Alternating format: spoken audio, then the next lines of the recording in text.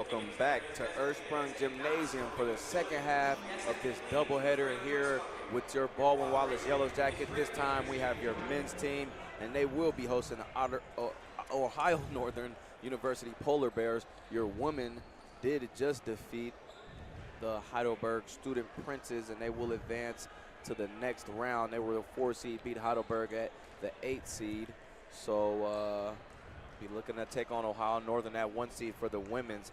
And right now for the men, as I mentioned, they're 15-10. Baldwin Wallace Yellow Jackets faced off against the 12-13 Ohio University Polar Bears. I am Jason Lacey back again, this time with my partner Cooper Moretz. How you feeling today, Coop? I'm ready for some OAC basketball. Oh yeah, OAC tournament play, as you kind of saw in the women's game, is just could never predict what happens. Went down to the wire, and OAC is such a competitive brand of basketball, and in any sport for that matter. Just looking at the matchup for today, winner of this game will go on to play. I believe they go to the winner of the Marietta-Wilmington game. Which also we have going on today, along with the 7 versus 2, which is Capital and John Carroll, and then the 6 versus 3, which is Heidelberg and Mount Union. So a lot of action here today right now. What are you looking to see here in this game today, Coop? Well, I'm looking to see how BW bounces back from that loss a week ago to Ohio Northern. They struggled. You know, the Thress kid, Aaron Thress, had, I believe, 36 against BW his last time here. So certainly BW is going to have to do something to adjust to him. I mean, he did have a hot night. He was playing really well. He's coming off an OAC Player of the Week performance. So they got him kind of at a bad time, but you know, he's certainly capable of carrying this team and carrying this team into the next round. Definitely. Big game, especially coming off such a loss so close together. Not really a lot of time in between these games. I believe it was maybe a week apart exactly. And you got to love it. The intensity here is high. I've spoken to a lot of these basketball players, and they're piped up about this game. They're definitely feeling that adrenaline rush, feeling like it's their time to kind of get revenge, and it's win or go home right now in OAC play. Words exactly from my buddy Jay Battle. Talk to him, win or go home. So, you know, there is no losing and coming back to bounce back for a second game at this point in time. Just breaking it down, just obviously you talked about Aaron Thress, 17.9 points per game. He's filling it up right now, 7.9 rebounds a game. 50% from the three-point line, 53% from the field. He's only playing 25.7 minutes. That's second most on the team. So he's playing efficiently, if that word fits. Definitely a guy that'll get it done for you. He's only shot in 2 threes, so take that 50% with a grain of salt. But that 53% from the field is real, shooting 333 attempts, making 178 of them. So that's definitely a guy that can get rolling for Ohio Northern, and BW's had a problem with those players that shoot high field goal percentages and allowing them to, you know, kind of get into the groove. And I think they got to make somebody else score on this team, whether it's Devin Allen, Ryan Burns, or even Connor Baker. Some of these other guys have got to get into the game and put the ball in the bucket. Yeah, you're absolutely right. And, you know, another interesting point is Joey Hurlis. At one time, he was leading the nation in assists. I think through like 10 games, he had like 100-some. So he's dropped off since then. He's got 194 assists on the year. So you know, you have 4 scores in double figures, then you add him to the mix, someone who can really distribute and get those guys the ball in their position. So you know, Ohio Northern's a pretty dangerous team when they're firing on all cylinders. You know, they got a playmaker who one of the best players in the conference, a distributor, and then a couple role players that can fill it up. So BW is going to have a tough task on their hand, and, you know, I think that's why they've struggled against them twice. So this far, you know, they got 1 win at Ohio Northern. They struggled last week, but hey, tonight's a new night. Tonight's OAC tournament basketball, and, you know, win or go home, like Jay Battle said. Win or go home, and a tiebreaker action, if you think about it. Win for both teams, and now back here at Ursprung Gymnasium for the you know, the tiebreaker here, and Joey Hurlis, as you mentioned, 196 assists, and it definitely can be difficult when playing against a guy like that who can get any different teammate involved at any time. So I know I talked about other guys having to put the ball in the bucket. A lot of that falls into, you know, your point guard's hands, being able to distribute the ball evenly throughout the team. So definitely something I feel like he can take advantage of. These teams are matched up pretty nicely. If you look at their shooting from the field, both right around 45, 46% from the field.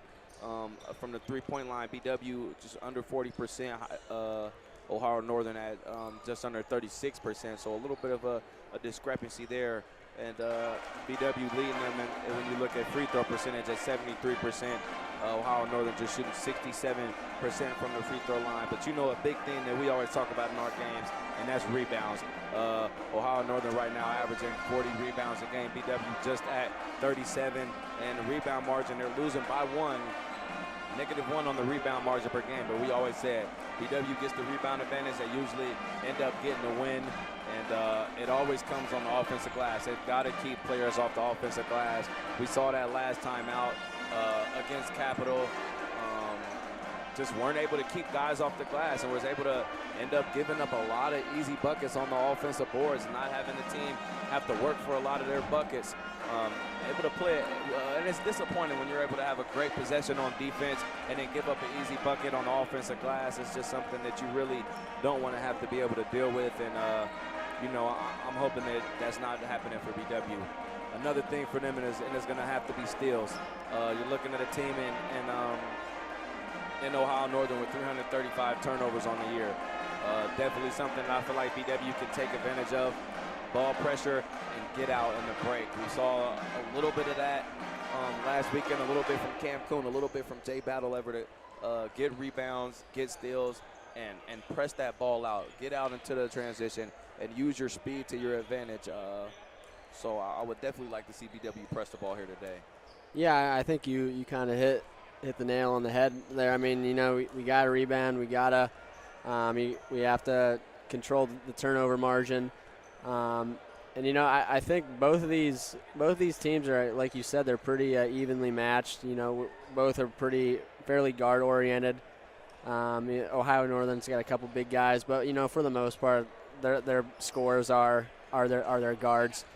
And really, kind of going off what you said, we go kind of how Cam Coon goes. You know, he's had some games where he's struggled, and you know, the offense has struggled when he's hitting shots. We seem to play a little bit better. I mean, he went through a stretch there where he's really struggled from the floor. But he certainly tonight he's going to be the one guy that I think that can be the difference maker on both teams. You know, he's able to fill it up 30, 40, and 50 points even this year. You know, we saw against Mount Union earlier in the year. So, you know, a lot at stake tonight, a lot that could happen. You know, both teams are very capable of knocking off Marietta if both teams win tonight. Well, Marietta's up 41-24 with 2 minutes left in the first half over Wilmington, so it seems like they will go on to win that. But I think both of these teams are very capable of beating Marietta in that next round. You said it right with Cam. Cam kind of controls the rhythm of this offense away from the point guard position when you're talking about a player's rhythm that depicts the team's rhythm. As you mentioned, a scoring stretch, 82 points in 2 games. That's unreal. He can definitely fill the ball up, but it's about how he's scoring the ball. We've seen him play unselfishly and still been able to score, mid-20s, close to 30 points a game, still playing unselfishly and be able to, get his teammates involved. But I definitely think he's, as usual, going to be the rhythm maker for this team right here today. We're going to take a brief little – actually, I take that back. I think they're going to go through starting lineups right now for you guys. So we will continue on with our broadcast. No break for the national anthem. I'm looking at right now a guy in Jay Battle that we saw last game kind of put on a show. He was able to kind of definitely, besides Cam Coon, be able to keep the rhythm going for this team. And as such a young guy, such a young guy. He's so calm and being able to kind of keep things going around for this team. Gotta love what Jay Battle's been doing as a young guy, and being a coach. And Tom Hill looking at the future of looking at the future of your team right now, and Jay Battle is your point guard. So right now we're gonna go through the starting lineups for you. BW looking at the 2 guard positions. Zach Brandy, the junior, 6 foot out of Hudson. Jay Battle, the point guard that I talked about, he's a freshman, 6 foot out of Gahanna Lincoln.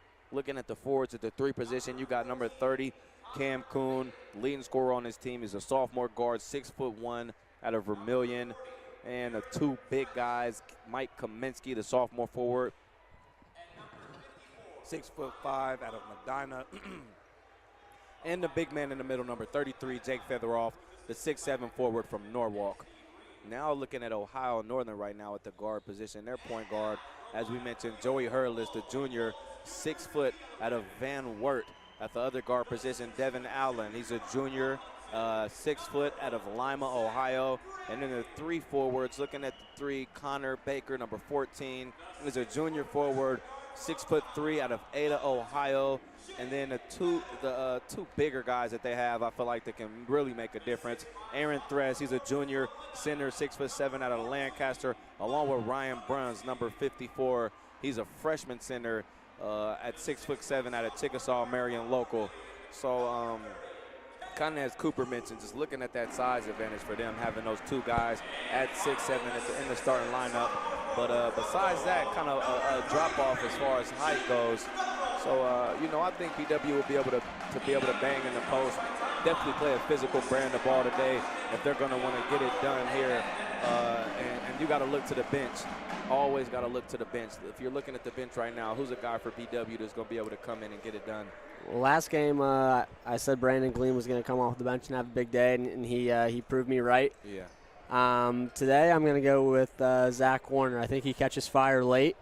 I think he makes 3 or 4 threes in this game to kind of carry some big momentum for BW and kind of put them over the top.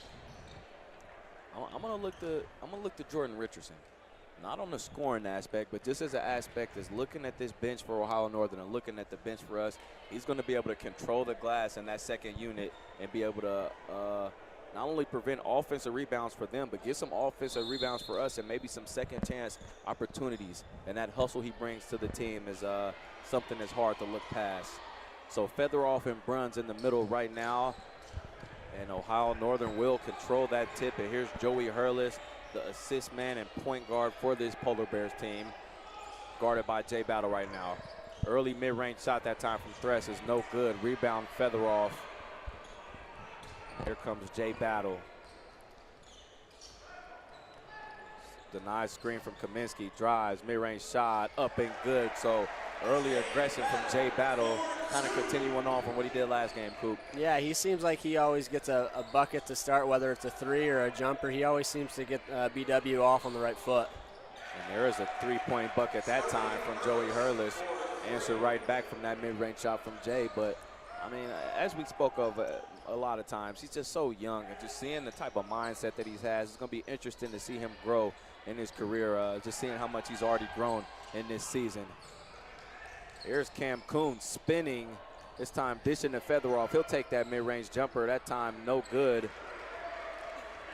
And Bruns is able to come down with that rebound. There's Thress with a mid-range jumper, no good. So looking at some early shots in the shot clock and a little back and forth here early right here in the first half, excuse me. Here's Brandy, the spot-up version of Brandon Gleam, what we want to call it, but 2 great guards, and both of them that we love to watch play. Them 2 along with Jay Battle make up a great 3-guard system right now for Tom Hill, and you got to love it. There's Brandy right now trying to finish amongst the trees. This time doesn't get it onto the rim. He's going to end up getting a shot clock violation. Rather rough possession that time for B-Dub. We want to see them be able to actually get it together. Yeah, they looked just a little passive. You know, they shared the ball pretty well, but they didn't really look to attack or try to get anything going. This time we're looking at Allen, getting it back this time at Baker, and they're swinging it around. There's a three-point shot that time. No good from Hurlis. Hustle that time by Cam, and you gotta love it again. We've been seeing Cam Coon play a different brand of ball. Gets a nice little double-double for him the last game as Kaminsky misses that three. But, you know, seeing him crash the glass, and we spoke of BW struggling on the glass, he's able to cover for that discrepancy and get a tied career high in rebounds last time out against Capital. So here we go, going to Thresh right now at the three-point line. And the Burns right now, he spins from Featheroff, kicks it to the corner. 7 left from the shot clock for the Polar Bears. Risky pass that time, intercepted by Featheroff. And Cam Coon will come get it and control this right now for the Jackets. Here's Coon for three. That's up, and it's money from Cam Coon. So Coon early on the board with a three-point bucket. That's exactly what you want to see for Coach Tom High. I mean, get him going early, and then it seems like the hoop just opens up. It looks like the ocean when he's hot. Yeah, definitely. We've seen Cam have his struggles early. You know, and early in the games kind of take him a while to get going. But as you mentioned, when he gets hot, he can definitely be heated up. And then it's hard to really stop him get going. Once he's able to start getting that drive to the bucket, gets the shot going. Just an amazing offensive player. There's Jay Battle on the three. That time misses everything. Rebound right off of the foot of Aaron Thress.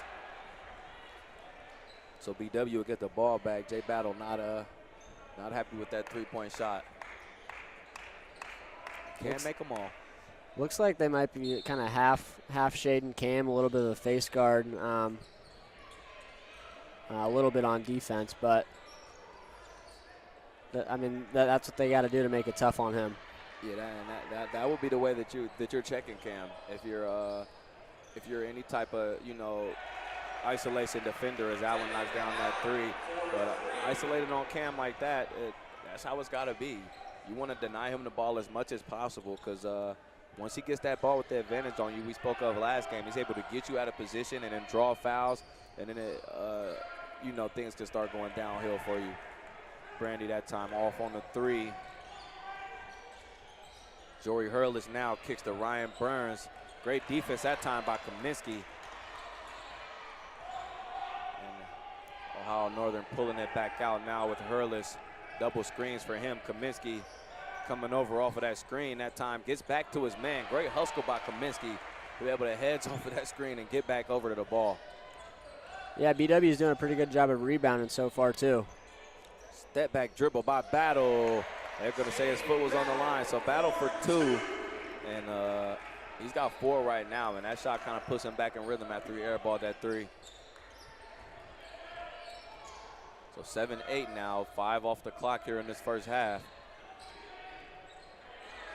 Thress at the top of the key, shot clock ticking down. He's going to take a mid-range jumper up and good over top. Aaron Thress. And as I mentioned, 53, just under 54% shooting from the floor. Leading this team in scoring with 17.9. There's BW's leading scorer, just over 20 points a game. And there he goes, getting to the free throw line, which he has done so well on the year. 150 free throws on the year for Cam. And he's made 84% of them. Almost automatic from the line this year. Yeah, he's a guy who shoots a high volume of free throws. He does a great job of just getting to the line. He uses his body really well around the basket and has really been able to not just get to the line, but convert a lot of and-ones. A lot of and-ones, physical play, and he's able to predict contact well in the air. Can float around in there sometimes, and he knows what shot he's going for, and he knows what type of contact he's going to get. That's a really smart player when it comes to getting to the rim.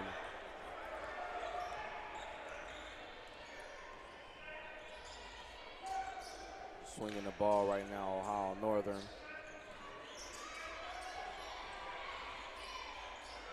The shot that time, no good. Now Coons coming in, driving. He'll kick to Warner, who would have loved to caught that three and shot it in transition. And here's Brandy with the drive. Has it knocked out of his hands, gets it back, and Zach Brandy's able to get himself an early bucket, and he's explosive. Seeing him in warm-ups, getting up there and dunking the ball, a smaller guy, and kind of saw him be able to burst up for that second jump after a miss and get the ball back. Now as we've got new bodies in for both teams, Nate Berger checks in for Northern, and Peters checks in for B-Dub. Warner and Richardson checked in the last sub break. You know, Baldwin Wallace got the possession there, but Ohio Northern was the first to the floor. So, you know, although they didn't get the ball, you know, it's something that might come back to haunt them later in the half. You know, that getting on the floor first and getting the possession later for their team. That time you see a little bit of how Richardson crashes the glass, coming in aggressively. That time a little too aggressive, going to give him the over the back call.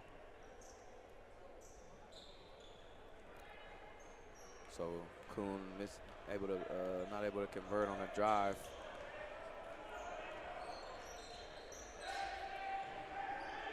Here we go with the Polar Bears. Kind of a still offense for them. Not seeing a lot of movement there. Here's the screen from Thress. He's got Richardson on the wing.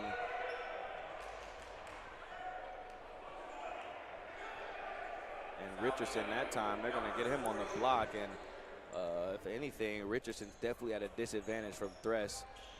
Richardson just at 6'4", and if that's the matchup that it's going to be, seeing a lot of ISO with Thress. Even this matchup right here with Thress and Warner, looking at just such a bigger body in Thress, and that time just able to power through and go over the top. Yeah, pretty good defense by Warner, but, you know, Thress has a couple inches on him and was able to elevate over him. Here's Gleam now on the drive and the kick to Richardson. Here's Warner, top of the key, three. That's up and good for the sharpshooter for the Jackets and Zach Warner. So Thress post up again on Warner. This time goes back to the basket, goes with the spin. They're going to get Warner on the hand. Late call. But nonetheless, there's a foul, and Thress will go back to the line.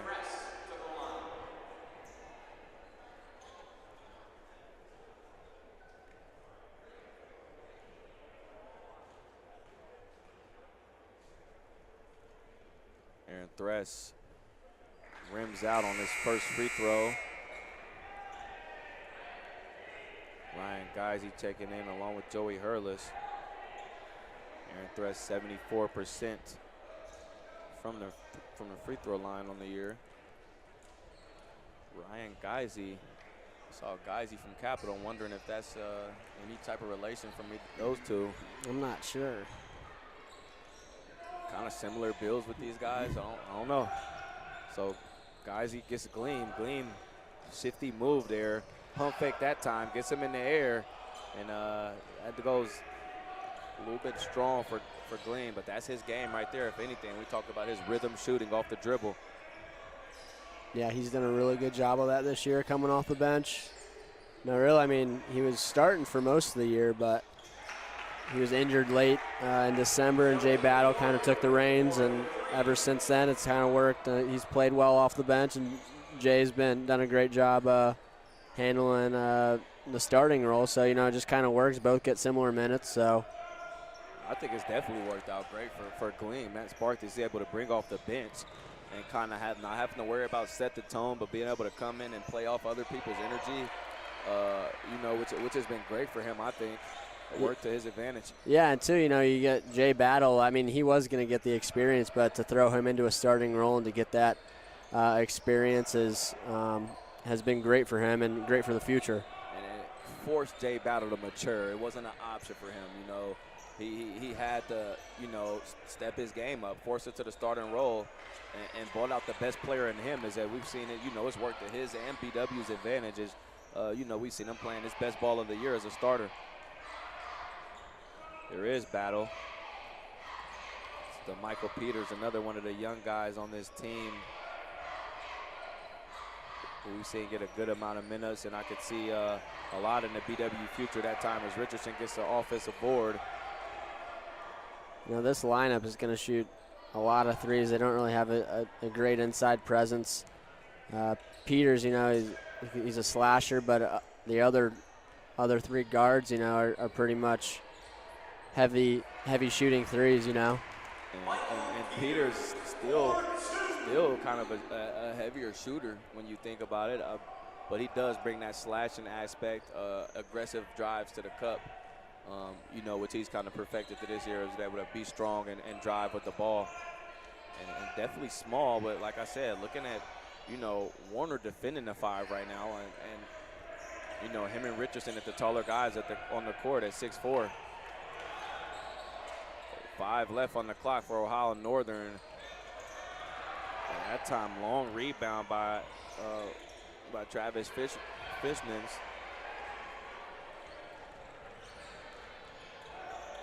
William that time try to drive through traffic. And we're going to get a fast break bucket that time from Joey Diorio. Costly turnover that time from Gleam, trying to dribble through a path that wasn't there.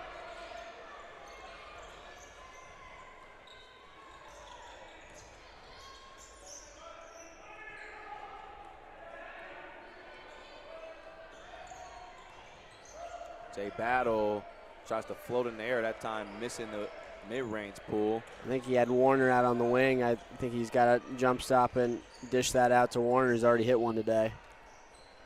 Definitely another guy that you want to see getting going. We've seen what he can do when he gets hot. Thress again with the float. You've got to think these big bodies are coming in to try to stop the offensive tear that he's been on right now with 7 here early, halfway through the first half. Back to Warner, thought about a 3. Here's Peters doing some of that aggressive driving there. Isn't able to finish that time. Rebound goes to Thress. BW hasn't really gotten any great shots the last couple possessions. They got to do a little bit better job on the offensive end if they want to keep up with Ohio Northern. You got to think credit that to ball movement. Haven't seen a lot of ball movement. Haven't seen a lot of off-ball movement. You know, I want to see some backdoors cut, some off-ball screens. So, you know, here we've been looking at a lot of ISO play, a lot of three-point shots being taken, as you mentioned, but not really a lot of post presence here. But look for maybe that to change a little bit with Jake Featheroff in and Kaminsky, who can stretch the floor and leave, you know, Featheroff a chance for maybe some one-on-one chances in the paint. Yeah, see, I don't mind that shot by Kaminsky. I know we talked about not shooting threes, but he's a pretty good pick and pop player, and he's proved to hit that pretty consistently. So I don't mind that shot. And that time, Joey Hurlis definitely not minding that shot here as he gets a rather easy layup, and Tom Hale doing what he usually says, let's go. He wants to get this team moving, and you know, I like the idea. Like I said, you know, BW kind of the quicker team on the floor right now. Here's Gleam with the drive and flow that time. No good, but he'll get the foul on the back end of that, and he'll go to the line to shoot 2. Gleam also an excellent free throw shooter at just around 83% on the year.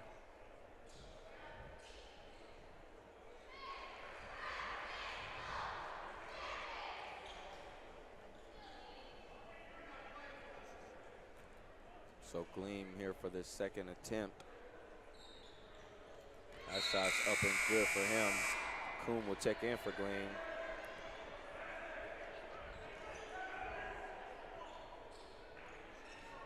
So now BW finding themselves down 18-22 here with just under 8 minutes remaining in the first half. And Ohio Northern looking for that inside feed, and misses the whole rim on that one, and the save is right to Brandy, and Brandy's looking to push. Jay Battle gets the feather off. Like to see him get going today, and he steps out of bounds as he tries to drive baseline.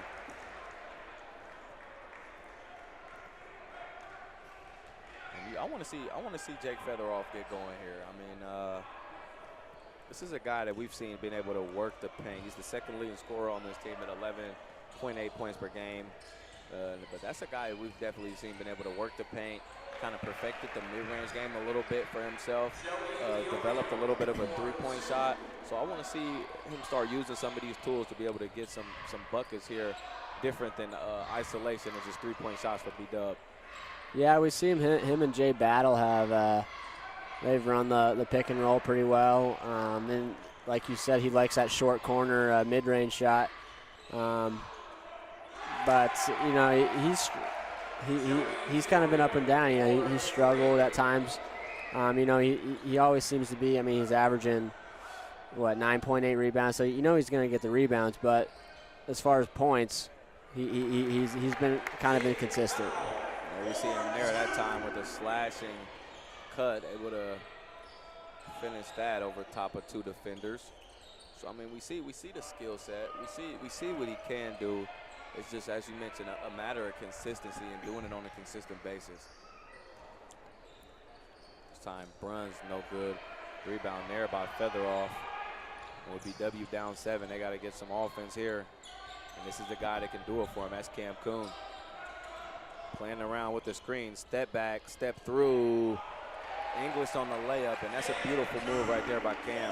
Yeah, he's really good around the rim, and like you said, that English, he's really good at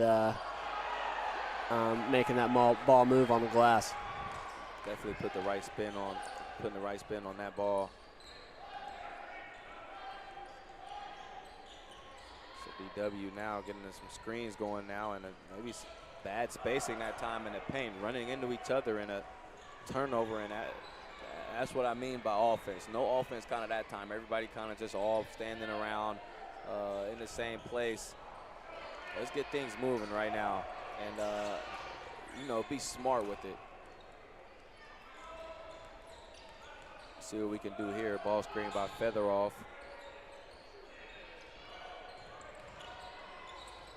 There's Battle back to Kaminsky. And they're going to get a block that time on Ryan Bruns.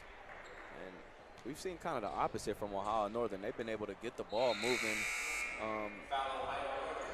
You know, a lot of ball screens, getting offensive rebounds, getting themselves some easy layups, rather easy looks, and they're knocking down their threes with and led by Jory Diornio. He's got 10 points right now. Yeah, you know, Hurlis has done a nice job facilitating the offense.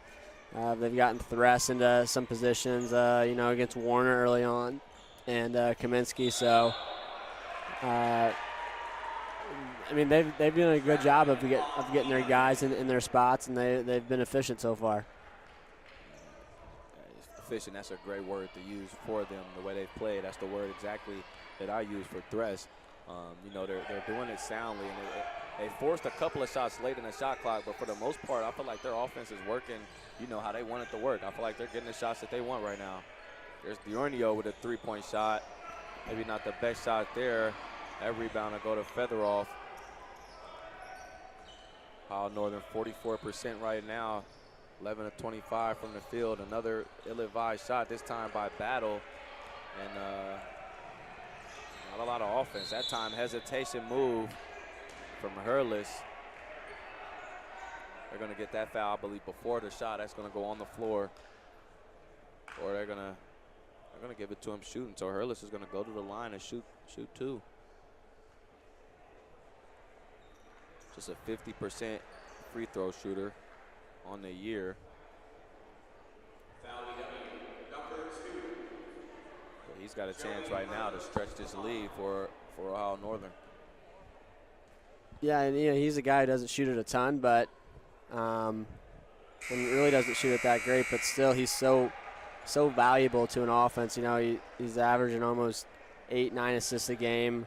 At one time, he was over 10 a game, leading the nation in assists per game. So he certainly knows how to distribute the ball, and he's got some guys around him that can fill it up. He's quick, very quick. You can see here early with his crossovers and a lot of his decisions. He knows what he's doing, and that's what you want as a point guard. You know, there's a couple of style point guards. Maybe those cooler, laid-back style as Warner strokes that from the top of the key. Like maybe a Jay Battle kind of plays more of a calmer, laid-back, lets things come to him. type game, and Joey Hurlis is an attacker. He's a slasher. He's really quick. So as you mentioned, very, very valuable asset to have, especially as a distributor for this team. As Heim Thress with the face-up, pull-up shot there. Face-up jump shot, and it's looking good for him today. Kuhn with the step back, and we know that's his signature right there. Between that step back and his spin once he goes baseline, those are some shots that he loves right now. He's got 9. That's a game high for a team high, for B-Dub. Going back down this time. We're going to go to Baker on Kuhn. Great defense by Kuhn now. Just 10 left on the shot clock for ONU. And Allen's going to pull it back. He drives on Brandy. That time no good. Strong rebound snatched out of the air by Featheroff. That's how it's got to be on the defensive glass to prevent those offensive rebounds. That was a good possession for BW. Had a couple post defenses. That time Cam Kuhn with a major step back. That time, and he's got this game tied up at 30, and right now kind of seeing the effects of what Cam can do, single-handedly bringing his team back into the game. He's got 12. 4 of 7 on the day, 2 of 2 from the three-point line, so he's done a little bit of everything today. And he's got himself a steal right now, and he's going to take a transition pull, and that time just a little long. Brandy with the hustle, and he's going to draw a foul. And for anybody else, you're kind of scratching your head for that transition pull, but if you're a BW fan and you've been watching these games this year, that's a shot that Cam Kuhn will take. Yeah, I think it was almost a little bit of a heat check. You know, he said, I think his last three shots maybe, and, you know, he certainly was feeling it. So I don't mind that shots, mostly because Brandy got the rebound, but, you know. Yeah. But still, you know, if it goes in, it goes in. If it doesn't, you hope that it turns out your way. But certainly an okay shot by Cam, I think, for what he did the last couple possessions. And a tip out that time from Warner gets it back to Brandy. So a third shot at this, including that shot from Brandy that took him to the free throw line. Ripped through from Cam at the top of the key. He's trying to step back again. There's Warner, isn't able to finish there. Tip up by Kuhn, no good. And Kuhn still active on the glass, continuing over that performance from last game. Floater, toilet bowls out from Hurlis. And now it's Gleam with the ball with just under 2 minutes remaining here in the half. BW up 1 right now, 31-30. Gleam kicks it back to Kuhn. He takes a screen from Featheroff. Tries to drive middle, has this one stolen. And Ohio Northern's going to slow it down right now. Post feed right now to Thress. He faces up on Featheroff, jabs, shoots, and it's no good. Strong board that time by Rakowitz. Iorio misses that three. Another rebound to Brandy.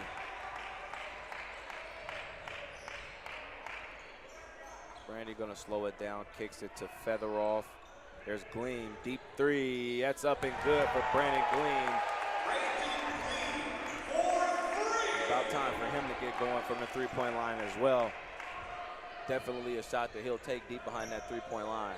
Nice little stretch here for BW. They hit a couple threes and got some string together a couple stops. So Warner may have gotten away with a foul there, but hey, no call by the ref. But BW could look to have the lead going into halftime, and we didn't think that was going to happen the way they were playing the first 15 minutes. Yeah, definitely. If 2 minutes ago or 3 minutes ago with BW down 7 and a slump offensively, didn't look as if it would be looking like this. Them up 2 going into the half right now. A lot of dribbling from Gleam. Warner kicks it back to Gleam. They've got 8 left on the shot clock. Gleam drives and they're going to reach and foul. He's not happy about that one. Trips him up. And 34-32 B-Dub. As I mentioned, Gleam at the line, one of BW's better shooters with a chance to stretch this lead out a little bit before halftime. Surprised they called that shooting. It looked like he was still outside the paint.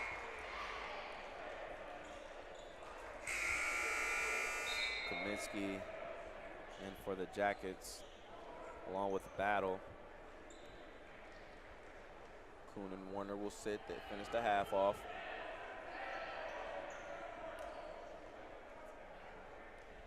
So here's Gleam with that second attempt. And he's sure is good from the free throw line. And Hurlis will roll it out for the Polar Bears. And Gleam's got to go up and get that. You can't just let him roll that ball all the way up to half court now with the whole 10 seconds left.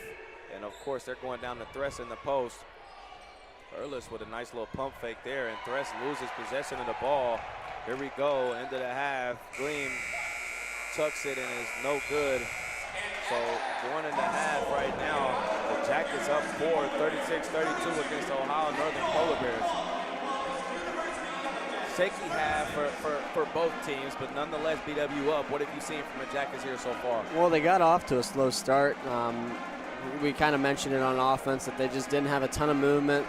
They really weren't. They were getting early shots. They weren't crashing the offensive glass, so they weren't getting any second chance opportunities. But the last 3, 4, 5 minutes, they were able to put together a couple nice possessions. Cam Kuhn and Brandon Gleam hit a couple threes. Along with that, you know, they were getting good possessions on the offensive end, but they were stringing together some defensive stops, and both of those combined, you know, results in a 4-point lead despite them not playing as well for the first 15 minutes. So what do you got to change? Not a good first 13 minutes. What do they have to change if they want to make these first 15 minutes of this second half better than the first half?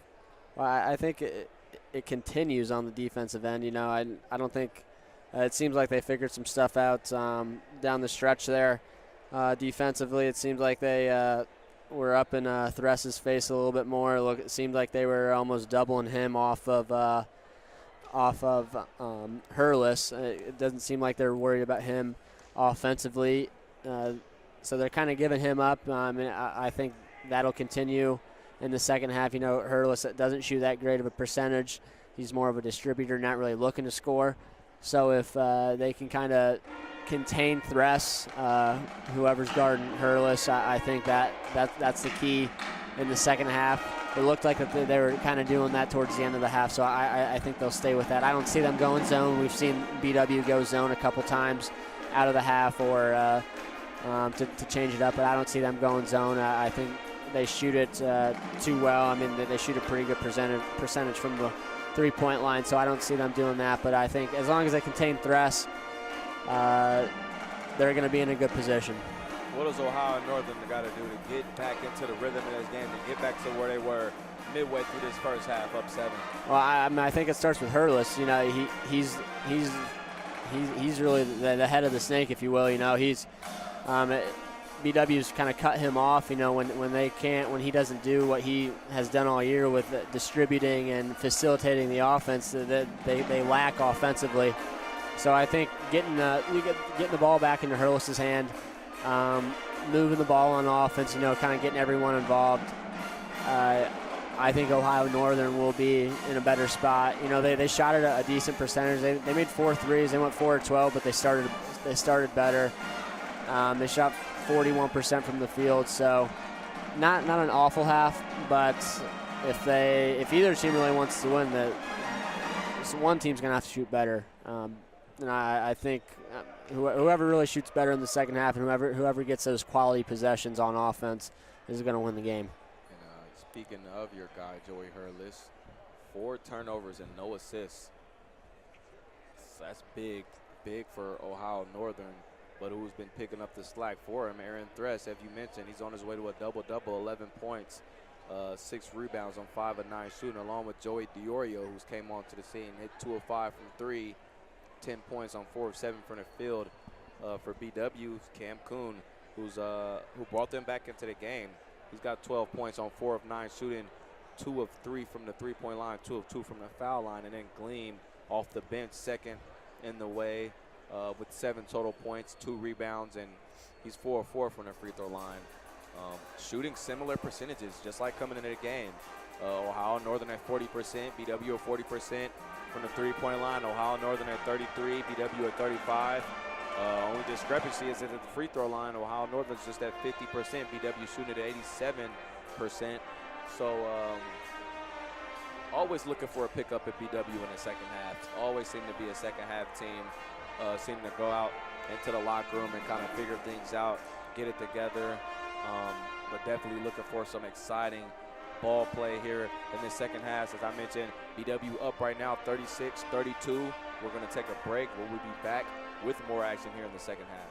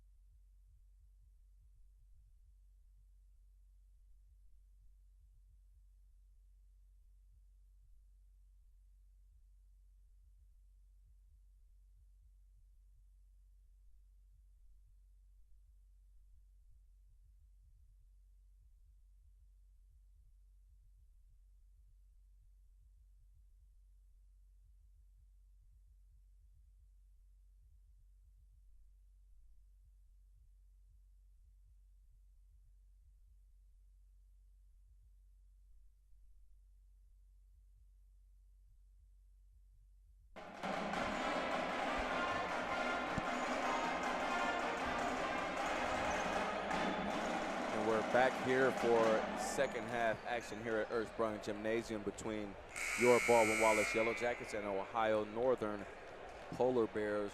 Real quick, Coop, what can BW do to kind of take threats out of this game right now? I mean, I think they got to do their work early. You know, he's getting some low post touches, and certainly when he gets that, he can rise over just about anyone and convert. But you know, I'm assuming that him and Hurlis are gonna be working on the pick and roll, so they're gonna have to hedge Hurlis a little bit, but make sure they're getting back on thrust. I can't imagine BW leaving thrust that long. They're gonna just have to rotate and just play really good team defense. I think they'll definitely pump up the double teams in the post on threats if he continues to be a problem, especially once they have to, you know, start taking Featheroff out and start putting in other guys like Richardson and Warner being matched up on him. I definitely think they'll end up having to go to some type of double team. If you're Ohio Northern, what are you trying to do to stop Cam Coon right now? I mean, you just got to contain him. You can't do a lot. You got to make it tough. You got to make him shoot jump shots. You know, if he's making jump shots, you just kind of have to tip your cap and say, hey, good job. But when he starts going downhill and starts really attacking the rim and getting to his spots, you know, he's pretty dangerous. So if they can force him to make shots, and if that's, I mean, they have to make Cam beat them by making shots, and if they do that, there's not really much they can do. So here we go right now, kicking this half off. It's Hurlis kicking it to Burns early, and Burns is going to get to the free throw line with an early drive. And that's one thing that can't happen with BW, and that's these easy drives to the paint. We've got to see some type of resistance. I like the foul. If you're going to foul them, make them earn them points, that's fine. But, you know, no easy buckets in the paint that we've seen a lot. We saw a lot of that in the first half.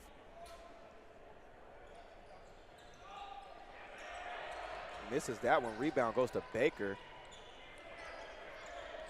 And they got a second chance here. Here's Hurlis, kicks to Baker. Baker drives, finishes. It's up and good. Connor Baker, it's his second bucket of the day. He's got 4, and now all of a sudden it's a 1-point game. Kaminsky kicks to Kuhn. He'll drive. Great job again anticipating that contact from Bruns, and back to the line for Cam Kuhn. Yeah, perfect first half, 2 of 2.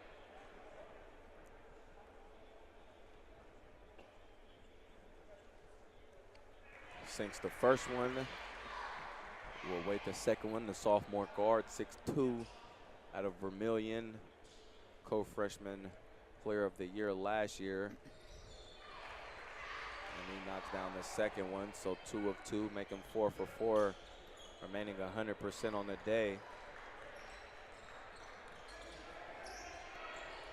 So that time we're going to get an offensive on Bruns as Featheroff is able to stand his ground, and Bruns, they're going to get him there on a charge.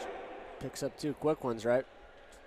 2 quick ones on Bruns. Got him in the air on the defensive side. That time on the offensive side with the charge. He's got 3 on the day.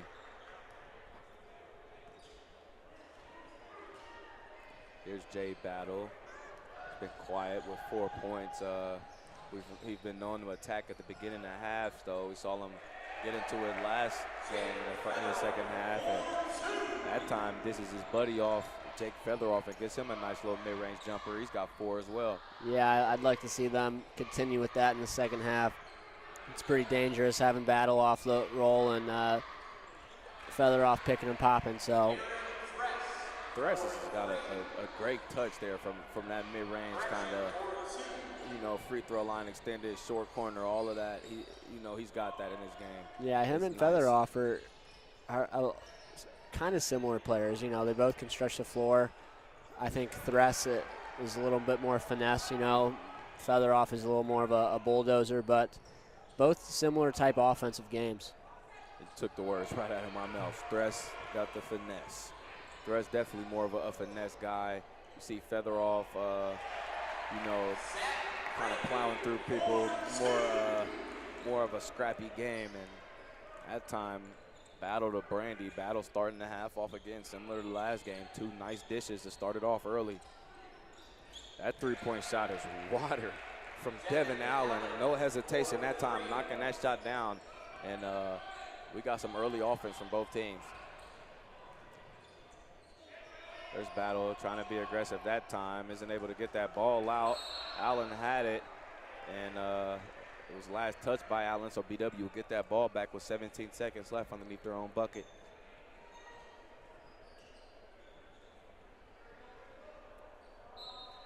So Battle to inbound. He'll get it to Featheroff. There's Featheroff, some of his bulldozing in, and now you see 2 of the different type of games. Featheroff going right at Thress. Now he's got 6. BW back up 4. Baker thought about taking that 3 there. Here's Hurlis, gets that back to Thress. He'll face up. Great pump fake that time, stripped out by Featheroff. Dive for Kaminsky dives for that, and now it's Cam Kuhn on the fast break. He'll pull it out. Gets that to Kaminsky. Battle looking to drive here. He's got the one-on-one matchup. Kaminsky will come screen for him, and now he'll take that three-point shot. It rims out for Jay Battle. That rebound goes to Thress.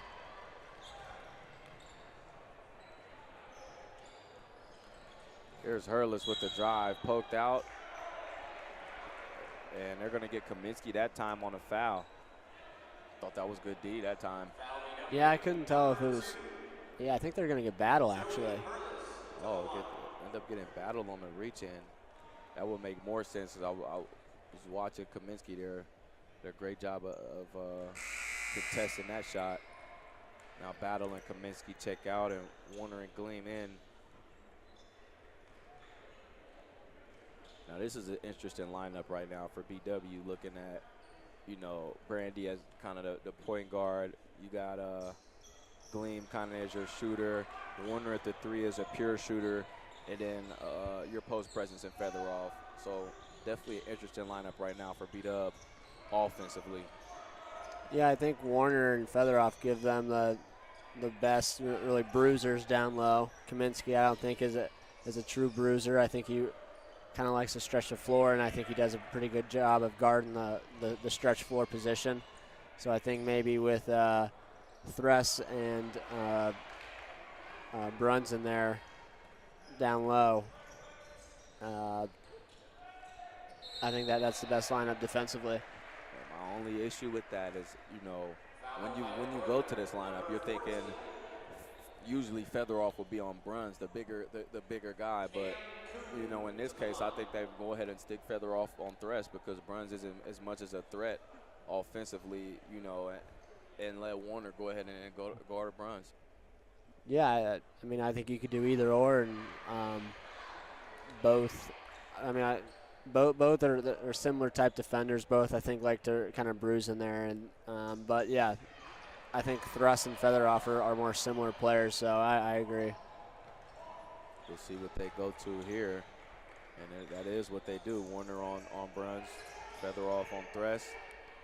Here we go again. That 3 is no good that time. Rebound goes to Kuhn, and Brandy's looking to push there as he's running the sideline.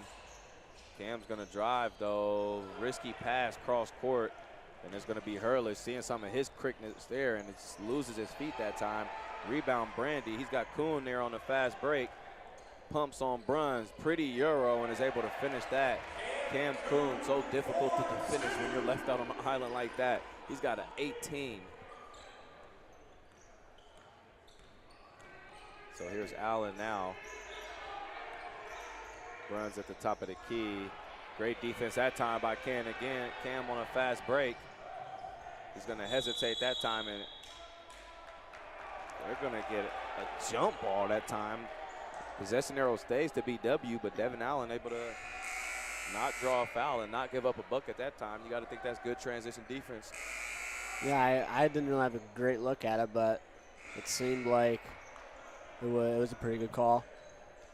Yeah, not the best look at it as You know, the ball was on the opposite side of what we can see over here.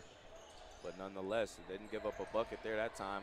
As I mentioned, how hard it is to defend Cam in the open court, especially when you're on the island by yourself.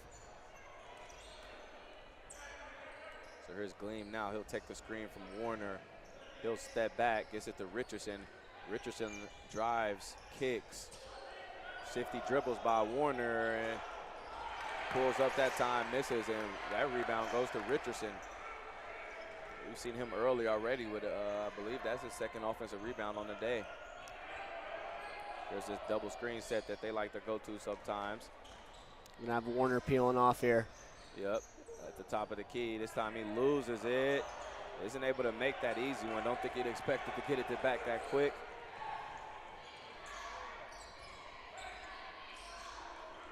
And now here we go. Drive and kick. Baker looked for that shot, didn't take it. This time Berger will take the three. That shot's up and good for Nate Berger. Sophomore point guard. Actually played against this guy in high school, Kettering Alter. And BW up just 3 now.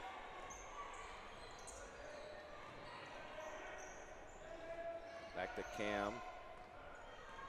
He gets a screen from Warner. Drive from Cam.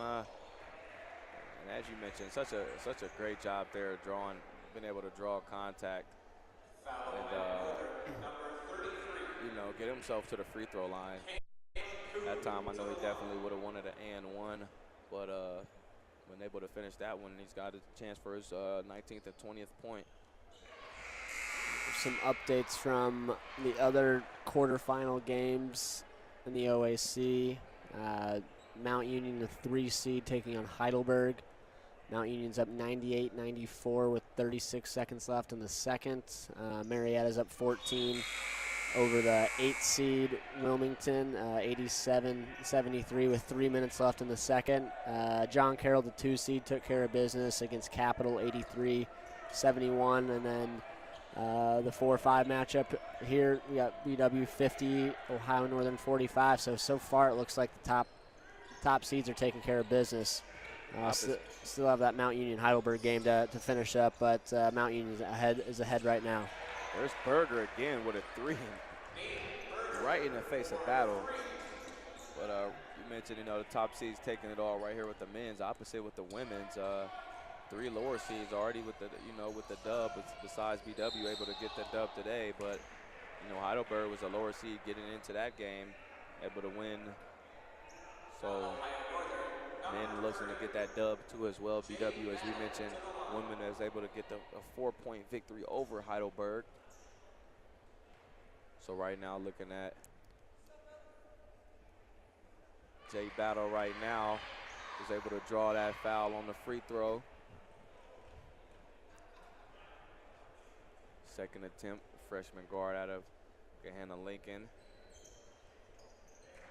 Also had the pleasure playing against Jay in high school. He was an 8th grader on the high school team in 8th grade.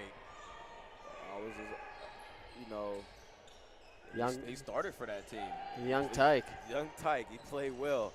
He's the young Tyke right now playing well for this team. And Berger looked to pass that ball. Oh, they're going to get Jay Battle again on another foul. He doesn't like that call either. I think that gives him his 3rd foul of the day. Yeah, he'll come right out. Randy will check in for him. Advantage about these guards now is that, you know, as I mentioned, not really a drop-off between the 3. Different styles of play between the 3, but you gotta like the production you get. That time, all out. Hit all of the rim and isn't able to go in. That time, Dress is able to get it to go. Give him 15 on the day. Gleam off the screen. No good that time. Strong rebound by Fitchens. Dress over Richardson, no good. Richardson dives for it, bodies on the ground. Ohio Northern tried to get a timeout that time, as Feet's hands tried to put his body on the floor that time, wasn't able to get a timeout in time.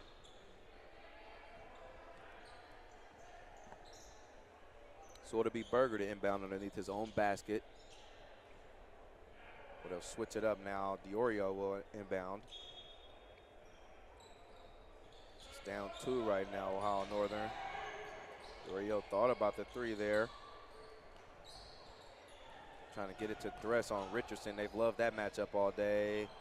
Tried to drive through, isn't able to finish. Rebound tipped right to Gleam. There's Peters with a nice crossover. Pumps, kicks to Kaminsky. Peters back to another drive, and they're going to get the hands on, and that's what you like about Peters. He's attacking when he gets the ball. He looks to drive. Yeah, he's always. I mean, he's done that really well all year. He really looks to get to the basket. Really an attack-first player. And you got to think that's his role in the rotation right now. A hustle guy. He plays defense. He's a longer defender, you know, and he can attack. He can slash. He's not scared to get up in there. There's Gleam. Tries for the float, just a little bit short. And this is Berger on the push right now for Northern. He shoots a 3. That time, no good. Rebound, Brandy. He'll control it for the Jackets. There's Peters now. Crossover dribble, drive. Kick to Kaminsky. He shoots. That's in and out for him. Rebound, Richardson. Risky pass that time. And they're going to get that foul on Richardson. Kind of looked like Diorio pushed him off of him over here close to this sideline. I don't know. I thought it was a good call by the ref. I think Richardson kind of gave him a forearm, and he was kind of going down. I don't know. It was a judgment call. Yeah, you could call it. It could have went both ways. Yeah. Could have went both ways. Nonetheless, back to Ohio Northern, and Nick Berger controlling the possession right now for these Polar Bears. So back to Thress. There's a deep 3. That time from Allen. Rebound, Thress. No good. Another rebound, Thress. That time is good. And that's what BW can't have happen. And that's having these guys prevail on the offensive glass. Yeah, it looked like Featheroff just kind of got outworked there. Definitely kind of got lazy that time on the offensive glass. That time, Brandy putting in his work. So crafty with that left hand, able to draw the contact. Now Brandy's to the line. A chance to get his 8th point of the day at the free throw line. Misses the free throw. So BW's lead will stay at 2. Double screens for Burgers as he splits the screen. They're gonna get Gleam on that foul at least, and BW thought they had a run out on that play as Berger tried to split the double team.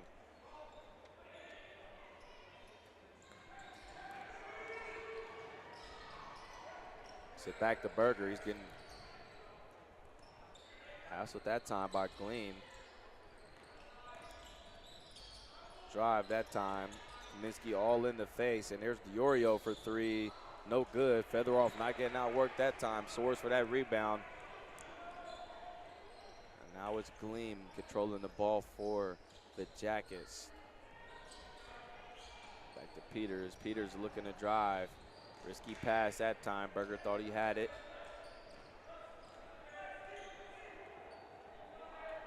10 left on the shot clock for BW, and you know, a lot of standing around right now on offense for B-Dub, and you see what that results in. Feinstein's with the turnover, isn't able to finish. Berger with the rebound. He puts it up and 1.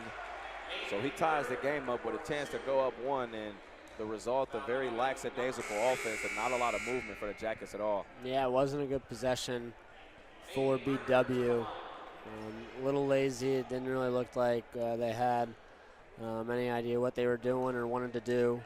Not really attacking, kind of messing around with the ball out on the top here, but credit Ohio Northern playing a stingy defense.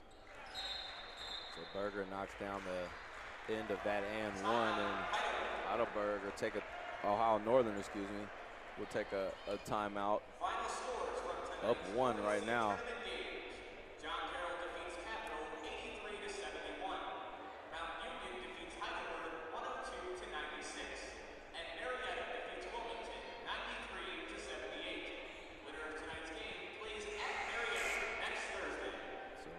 come back out of the timeout. BW finding himself down 1. Checks back in, battling Kuhn.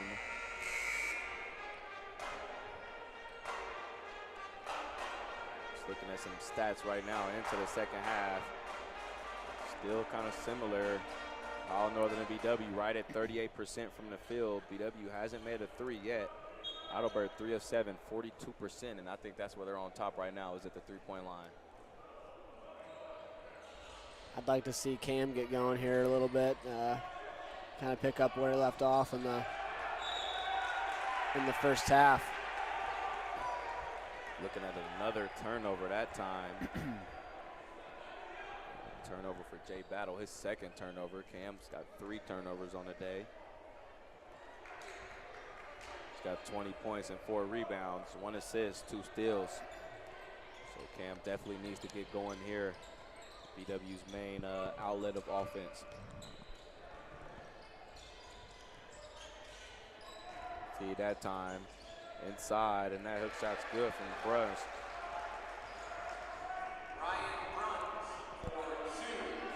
Cam with the ball, as you mentioned. Look to see Cam get going here with the Brandy. Brandy will get it back, run off the screen from Kaminsky. Seen a lot of fouls here. That'll be an 8th foul for Ohio Northern, 6th foul for BW.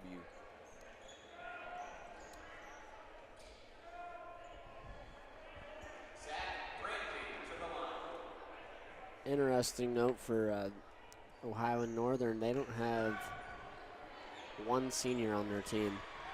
So the future is bright for this Ohio Northern team, who's competed pretty well in the OAC this year. They've lost a couple close games to they beat us twice, so certainly they show they can compete with anyone. But not the last game for anyone here tonight for Ohio Northern. Young fellas getting it done right now, up 5 right now against B-Dub, and they're going to get a block that time on Diorio. Nate Berger able to come off the bench and have an impact right now. He's got 11. Now Cam will go to the line for BW.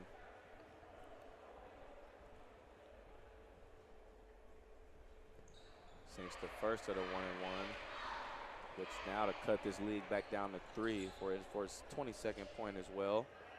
Cam doing his usual duties from the line, 10 of 10 from the free throw line today.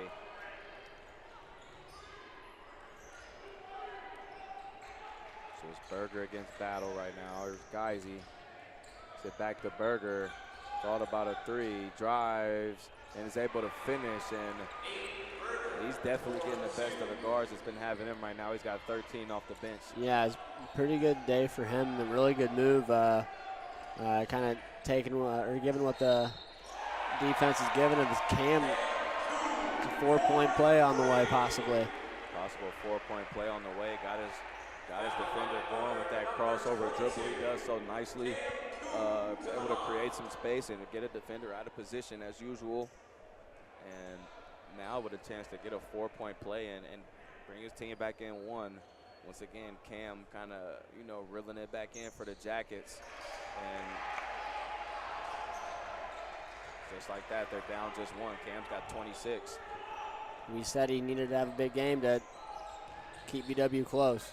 Off the air, me and Cooper talking. Cooper called it looked like about a 30-point day for Cam. He's right along that right now with 26. There's Berger again, and geez, I mean, what? Nate Berger's just getting to the hole at will right now, and he's having himself a day. He's got 15. Yeah, he's just kind of taking what the defense gives him, and he's making the most of it. He's doing a great job of reading defenses and finishing around the rim. And taking what the defense gives him is just about anything he wants. He's knocked down a couple of threes. He's got to the lane through the middle, got to the lane on the right side. That time you saw him got to the lane, get to the lane with a reverse. That time with a spin and a left-hand finish. So Nate Berger right now is on a tear for these Polar Bears. And he's having himself a half right now. And I don't think he's coming out, as we haven't seen much Joey Hurlis at all. It's been all Berger. Cam that time tries for a spin, and Diorio that time just kind of grabs him. Rather obvious foul for Diorio, and Cam will go to the line for 2. Nate Berger on the year, averaging around 5 points a game. You know, and right now today, he's absolutely on a tear, shooting excellent from the field, and he's getting rather easy buckets. Yeah, he only averages about 10 minutes a game too, so maybe, you know, we talked about Hurlis having those 4 turnovers in the first half. Maybe Ohio Northern saw something with Berger that they like more than Hurlis. So he's certainly getting done in place of Hurlis, excuse me. And he's giving them more offense than Hurlis has right now, and less turnovers. Haven't seen him turn the ball over much. All we've seen him do is just score the rock since he's been in. There's Jay Battle, kicks to Warner. Battle gets it back, and he'll set the offense up right now. Takes the screen from Featheroff. Warner's got a corner 3. He'll pump. Extra pass from Battle to Brandy. That's his shot, and it's no good. That rebound goes to Baker. So it's Berger again right now at the top of the key. Guys, he gets it back. Bruns takes it. Ohio Northern moving the ball well. Back to Geisy. 3-point shot, top of the key, up, good. And what you're seeing different from Ohio Northern that you are for BW is a ball movement.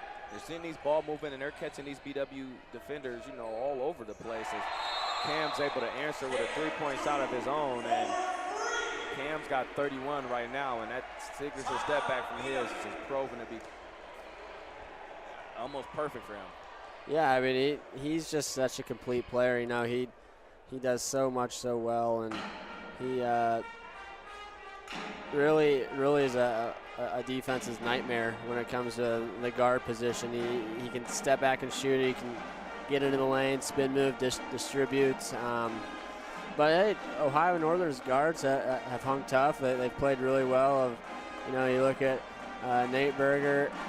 He's got 17 on 7 of 8 shooting. Joey Diorio's got 10.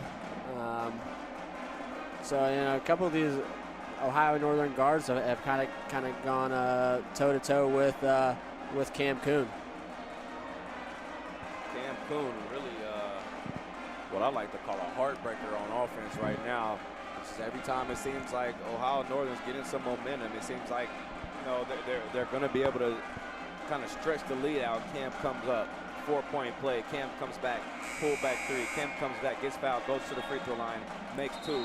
So right as we said before the game, Cam sets the rhythm for this team right now. The only player in double figures with Brandy right behind him, second in scoring at 9.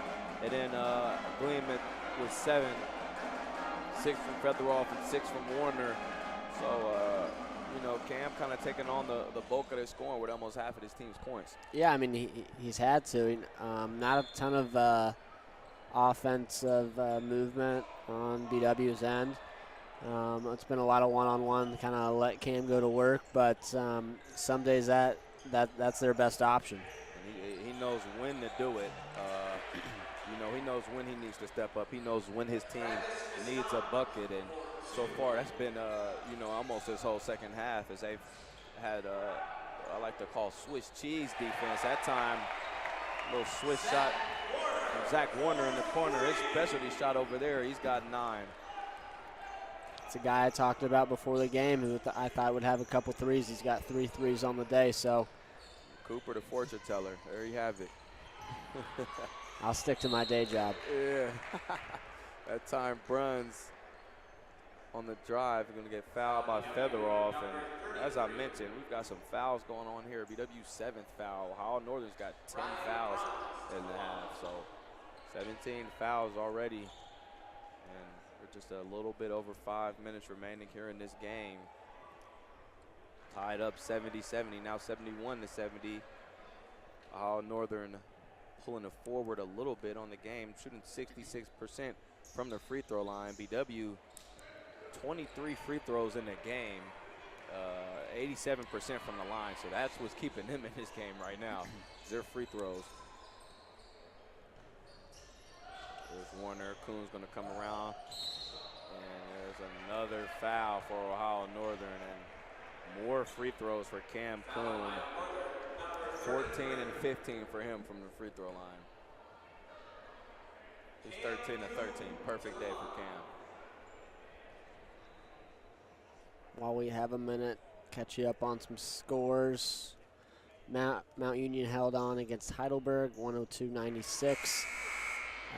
Marietta beat Wilmington, 93-78. John Carroll beat Capital, 83-71. So Thursday's game, you're going to see Mount Union going to John Carroll, the 3 and 2 seed. And then Marietta will host the winner of this game. Big game, Mount and John Carroll. That'll definitely be a good one. We've got a good one on our hands right now, 71-71. Just got to the 5-minute mark of the half. Thress has checked in, and it'll be interesting to see that. Thress on the inside, and there we go. Thress with a fall-away kiss off the glass. He's got a 19, so we'll see Thress on the inside, and we've seen Berger at the guard position for Ohio Northern.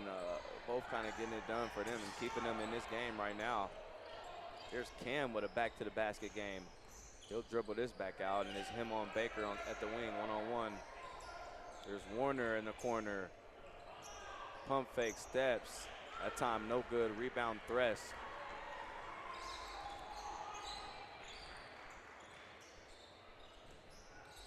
Thress, easy double-double right now. He's got 17 and 12. Ohio Northern swinging it, gets it back to Berger. He drives easy again to the lane. That time with the finesse finish with the left hand. He's got 19. And Nate Berger having a come out show right here. And what a better time to have it for the young sophomore than OAC play right now. He's got his team up 4. And you can credit a lot of that to him. Yeah, absolutely. I mean, coming off the bench, a guy averaging only about 5 a game. Really, we haven't really seen much of Hurlis in the second half. But you got to think, you got to think it's because he had 4 turnovers maybe in the first half. Wasn't doing a good enough job for the offense on. Oh, and Hurlis checks in. Now I'm not sure if he was. Yeah, he was at the score sheet. Okay. Yeah. But those two out on the floor together could be a nice little combo. You know, it seems like Berger's a little more of an attacker looking to score, and Hurlis is looking to distribute. So him and Thress could be dynamic here down the stretch. And Nate Berger, 8 of 9 from the field, 2 of 3 from the three-point line, 1 of 1 from the free throw line. So efficiency for Cam is he's on fire right now. But you know, 2 point guards on the floor, and Hurlis and Berger. But, you know, not really to a disadvantage for Ohio Northern. As you know, BW goes to a 2-guard set, 2 smaller guards. That time, Berger misses from 3. Rebound to Featheroff, and BW coming up on 3 minutes right now with a chance to take this lead.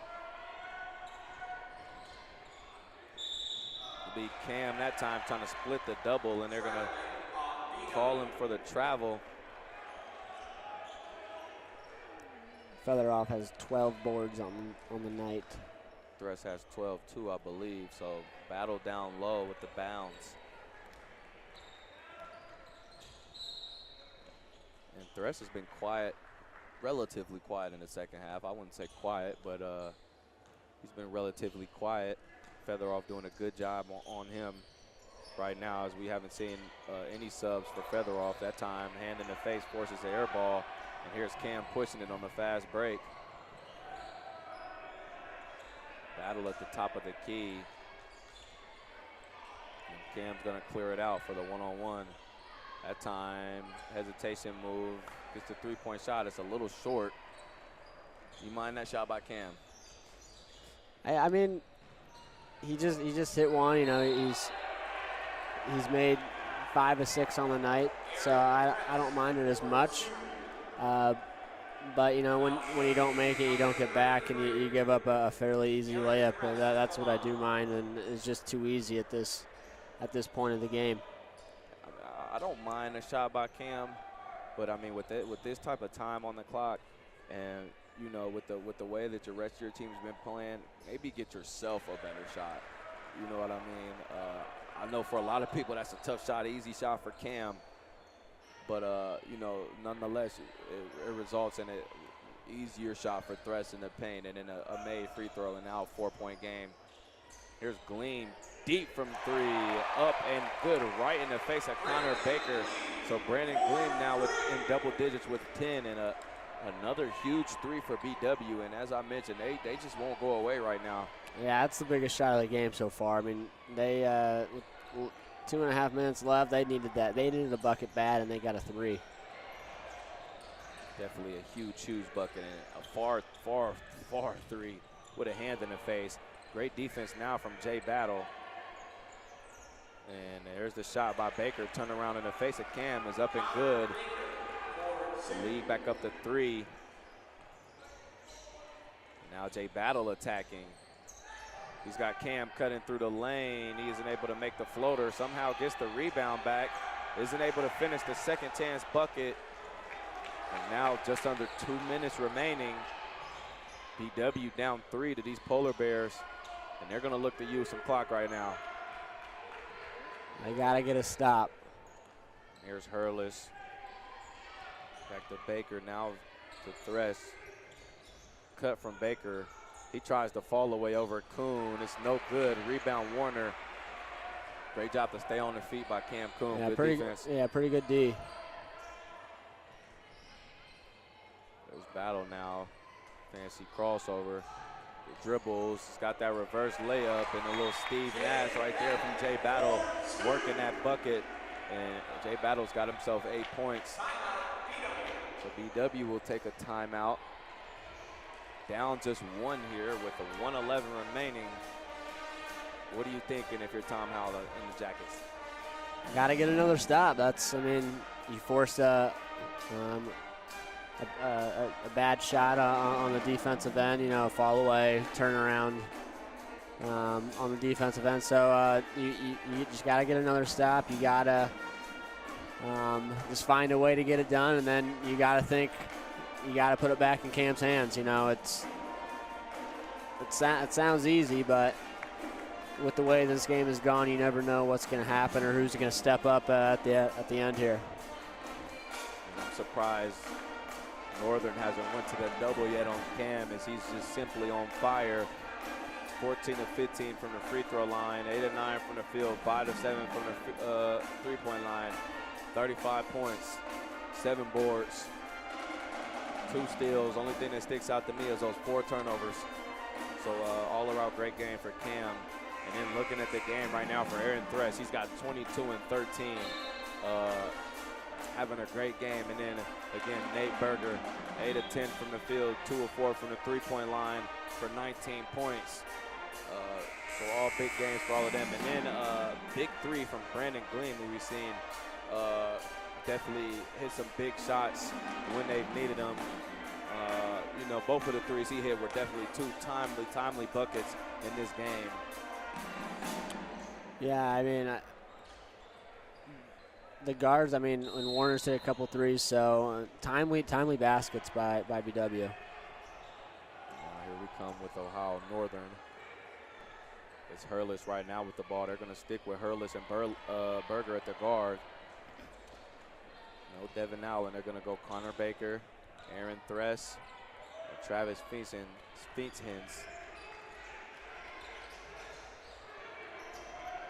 Here's Thresh, the shimmy move against Warner. And that's a mismatch that they'll take every time. When they have Thresh and Warner, when they had Thresh Richardson, he's taking that every time, and he's been able to take advantage too. Yeah, I don't, you know, from our angle, we couldn't tell if it was a foul or not. But, you know, Thresh was kind of falling away. Really no need to foul. I mean, if he makes a tough shot, then you tip your cap. But no need to foul there when he was shooting a one-handed kind of runner or hook shot. This is that second one. Strong rebound for Featheroff. So here's Cam. We got 38 seconds remaining. Cam for three. No good. Strong rebound, Thresh.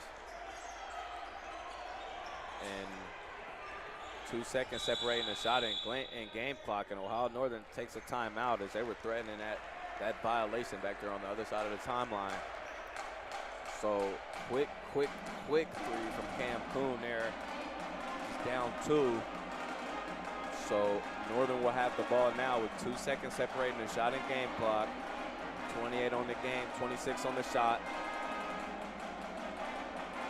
You know, I think you have to foul. You have to foul. I think you go for a trap. Maybe, you know, you let after the first, or you know, I think you trap the first pass, but then I think you allow yourself to trap the second, maybe the third pass, and then I think you have to get a foul. I mean, you want to extend the game as much as possible, and being down a possession with, you know, 2.3 seconds separating the game and shot clock, I think you have to foul and extend the game. I mean, looking at the free throw shooting on the day, Joey Hurlis is 3 of 4.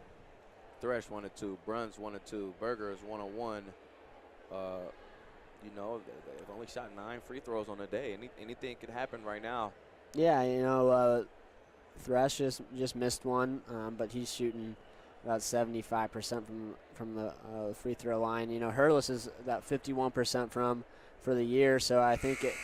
I don't know if he'll be in, but you'd think he'd be in to handle the ball. So if he's in, I think that's the guy you have to foul, and it doesn't look like he's going to be in. It looks like they're going to go with Berger. And they go Geisy and Allen. Yeah, Berger's shooting about 85%. So if you're Ohio Northern, you want the ball in Berger's hands, but at this point, I mean, you can't really pick. Trapping until they pass half court if I'm BW right now. Got to make them get the ball in bounds here as they aren't able to do it, and Baker has to call a timeout, but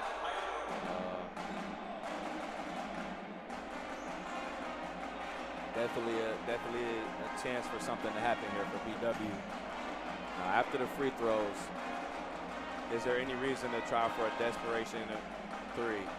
I mean, I think I wouldn't say desperation at this point. I mean, there's still 28 seconds left, so, you know, I think if you get a good look at a three, I think you take it.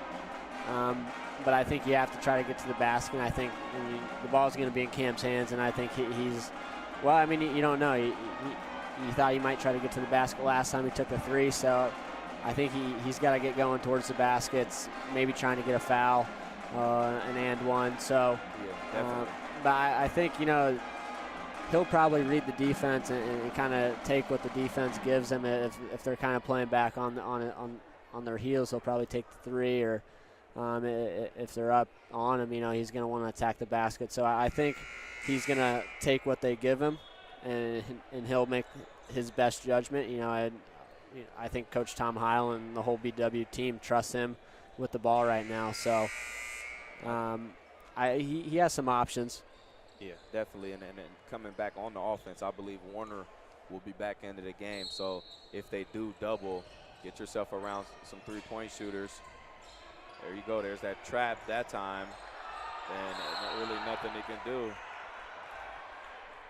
Another timeout for Ohio Northern. They've got one left, and this is the type of defense it's got to be if you're BW. You know, not an instant foul. Make them break the half-court line. You know, make them have to get past your trap. Make them beat your press. That time, great job of getting somebody stuck in the corner, the worst place you want to be if you're a ball handler on the back half of that press. Well, now you talk about getting into the corner. You call a timeout there. Now you have to inbound it from the corner. So really, Ohio Northern didn't do themselves any favors there. So this game is far from over. There's a lot of game to be played. But, you know, BW is going to have to continue what they've done the last couple out-of-bounds possessions defensively. I would say watch that breakout out to this back half of this court. You know what I mean? Be aware of anything. I love what they're doing right here with this trap. That's a great way to maintain the intensity and, you know, keep the ball pressure on.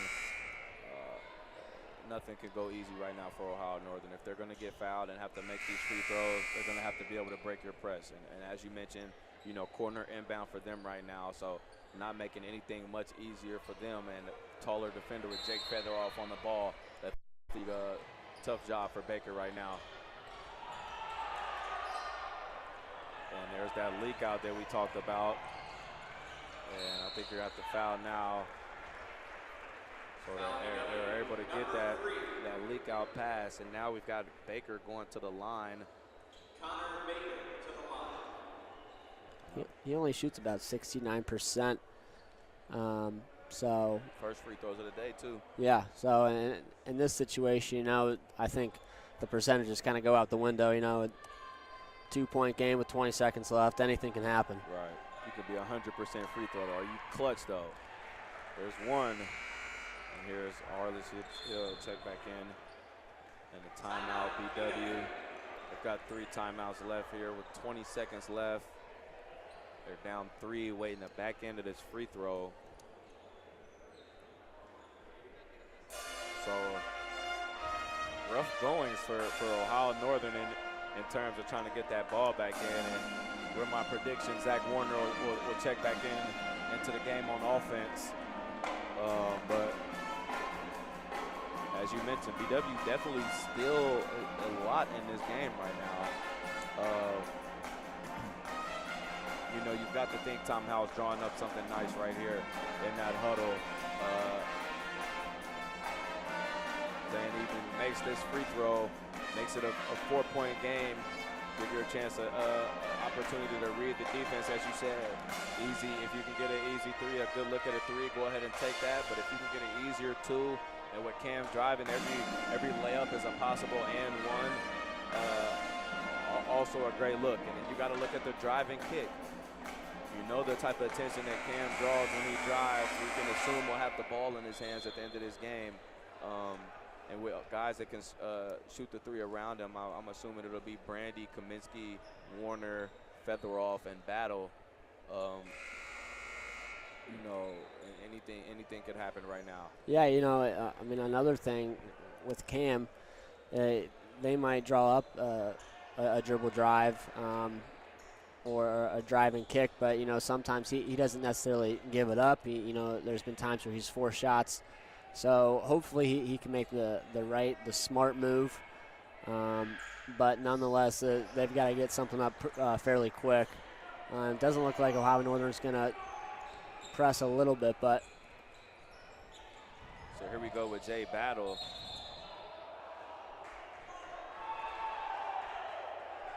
So they're going to get Jay Battle to the free throw line now. 15 seconds left. It'll be him to shoot the free throw. And there he was with the drive. He had a rather easy lane to the cup, and that's what it has to be. You get yourself an easy lane, get a quick bucket. Yeah, he may have gotten away with the travel, though. I'm not sure if the foul happened before, but nonetheless, he's on the line. That's what I was thinking the call was going to be originally when I heard the whistle blow, but they get him to the free throw line, and that's their first one down. Northern going back with their free throw shooters, and Allen and Geisy. Kaminsky will be in for Warner, and then Brandy will come in for Battle after this shot.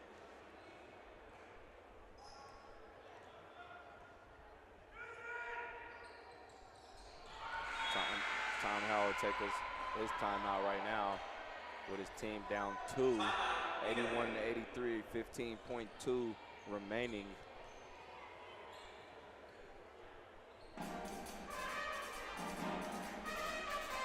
If you're watching right now, be ready for the longest 15 seconds of your life right now when it comes to this basketball game. There's still a lot of basketball to be played right now. Thinking about 5 or 6 seconds to get that last bucket from Jay Battle. think an instant foul here right off the inbound. So possibly getting the ball back with around 13, 12 or 13 seconds remaining. Yeah, I mean, I think you have to initially trap, the first pass. Then if you don't get anything out of that, you obviously have to foul. Yeah. Definitely got to be an initial trap, but I wouldn't let it go out any more than 2 passes. No. Unless it's really threatening that they're about to get a backcourt violation.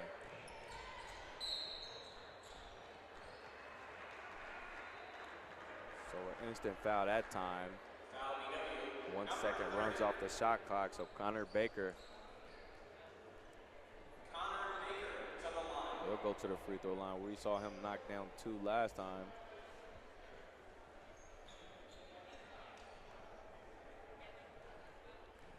He'll go to the line for 2 now. Misses that one. And that's big for BW now. Warner checks in. Battle checks in. Kaminsky out. Brandy out. So do you play for the last shot here? Nah, I think you still have to attack the basket, and then if you can get a 3, you go ahead and take it, depending on what he does here. He misses it, so misses that. now I'm playing last shot here if I'm BW. See what they can get. Here's Gleam.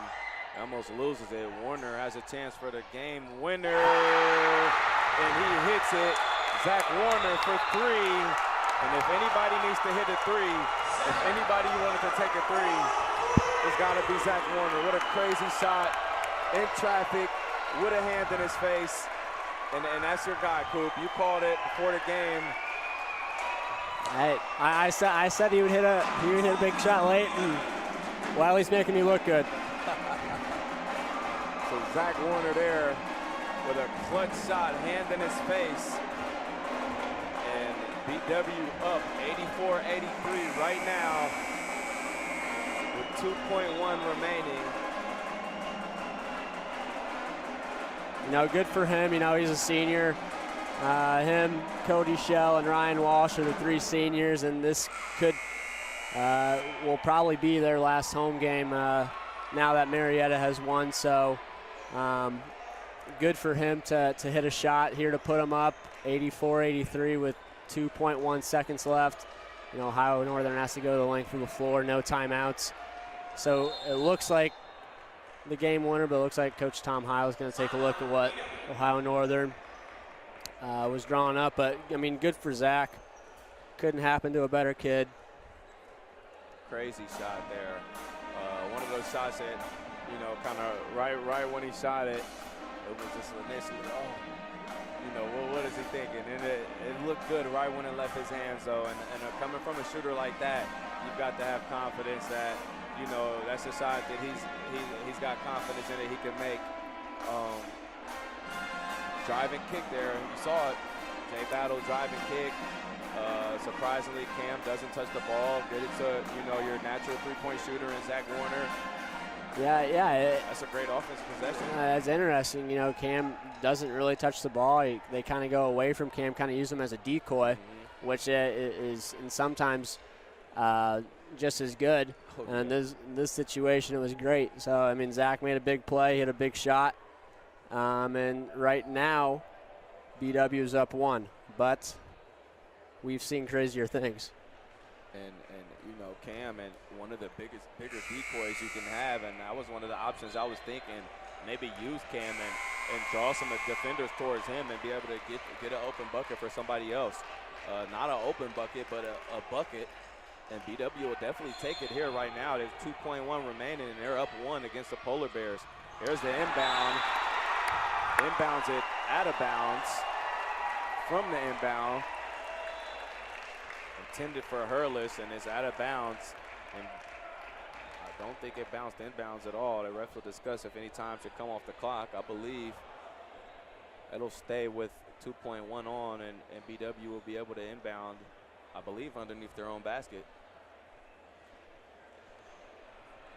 That's what they are motioning.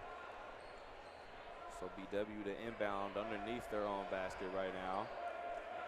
It'll be Brandy to inbound.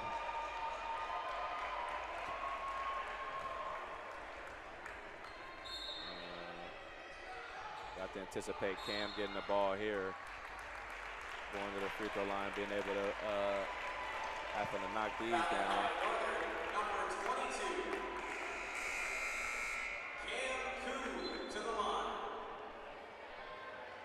So now Cam to the line for 2, where he's been his usual self, 14 to 15 today.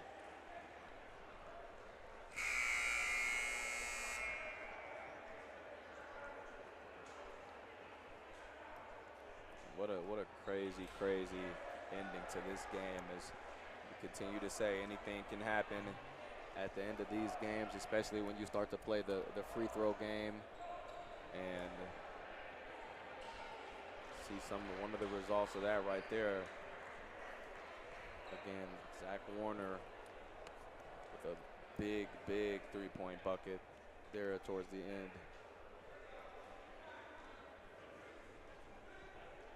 It was the three-point shot today for BW that was able to dig them out of a lot of holes here today, as Cam was able to sink that free throw. And yeah, BW's 11 of 28 on the night from the three-point line.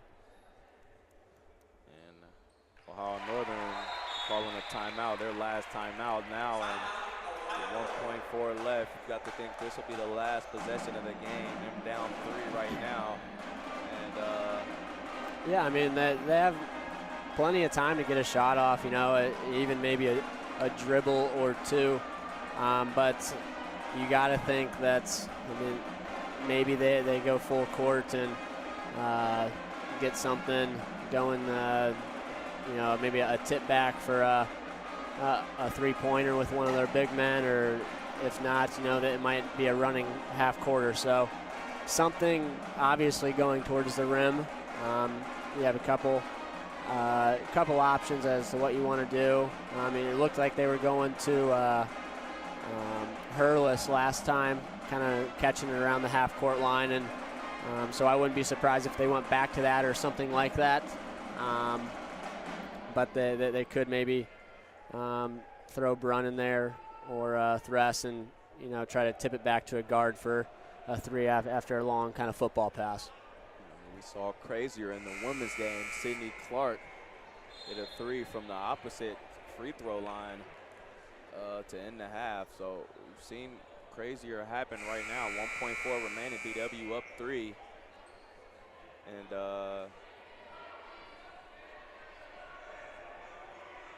we'll look to see what Ohio Northern draws up right now.